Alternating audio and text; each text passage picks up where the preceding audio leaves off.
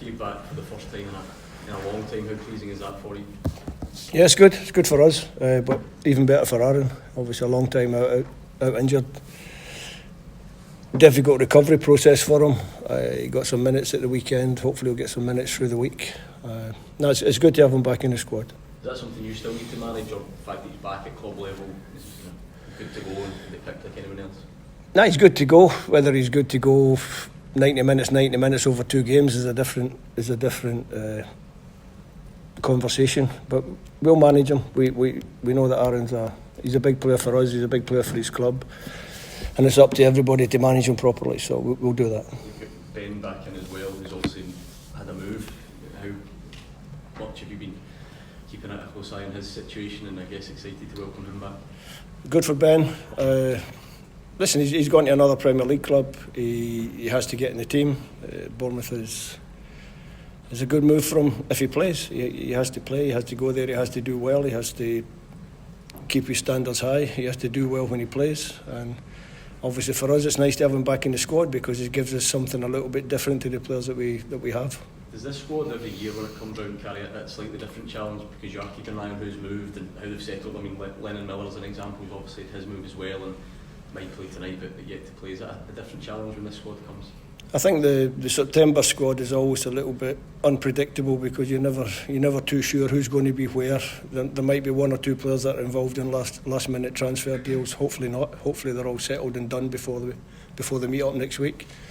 But it's probably one of the most unpredictable squads over the course of the season. But I look at that squad. It's got a lot of good experience in it. Players that know how to qualify for major tournaments, and hopefully we can do that again. Ben coming back obviously gives you a width that was perhaps lacking at times when he was out. Steve, how much of a positive headache is that to have to kind of get that width and pace that Ben brings, but obviously balancing it with the rest of the squad? No, it's good. It gives us another option. We've shown that we can play different systems with Ben, different systems without Ben, and that's what we'll try and do over the 6 games. The most important thing over the 6 games is to make sure that we get enough points to qualify for the World Cup. You said in an interview in the build-up to Steve that you feel the pressure to get Scotland back there. How much does that pressure kind of enhance you as a manager going into these games, do you feel? I think that's what you live on, and you live on pressure in this game. If you don't thrive on the pressure, you're probably better hanging up your boots, or in my case, my whistle and my stopwatch. It's something that comes with the territory. I think I mentioned pressure, but at the same time I also mentioned excitement because you're excited for the challenge. It's a really short qualifying campaign, 6 games, and we'll be ready to go. How much does that change it? Obviously it's more of a sprint than a marathon qualifying game. It's unlike what most people have ever witnessed in a national team before. Yeah, it's a little bit different for the more or the bigger groups. Normally spread over the course of a year. We've got it over 3 months. It'll be different, but the criteria is the same. Pick up the points where you can pick up the points. Make sure you've got enough points to qualify. And of course you could become Scotland's longest serving manager in the very near future. I know you probably won't be aware of that. I want to get drawn too much on that, but it must bring you so much pride to even be having that conversation or hearing those questions. Well, I've got to get there first. Got a few games to go. So, listen, that's not important to me. Important is the qualification. So that's what we're going to focus on. I don't think we've spoken to you since the change in your backroom staff. Can you just talk us through the changes and how you hope they'll benefit the team over the coming games? Obviously, John Carver's left us. He's going to Poland. Tough job out there, but he's enjoying it. I spoke to him last week. Replaced him with Stephen Naismith. I had a few good conversations with various people about that role. I just felt with a really short qualifying campaign, it was better that I brought somebody in who'd worked with me before, who understands me the way I work, because sometimes I'm not that easy to work with, believe it or not. Now it was nice to get someone in who understands how we work, how we operate as a squad. So Stephen was a good candidate. He's obviously had a little bit of experience as a head coach himself, so good to have Stephen on board.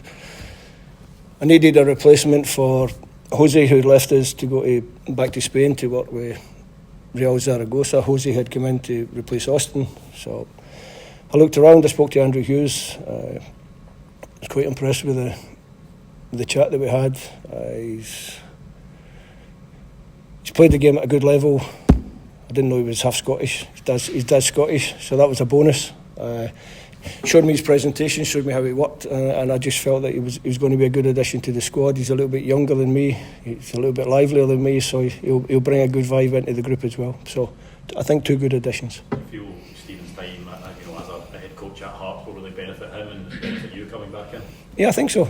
The more you do this job, the better you get. If you're intelligent and you learn off what you did right and what you did wrong. And Stephen's an intelligent guy, and I'm sure he'll help us a lot.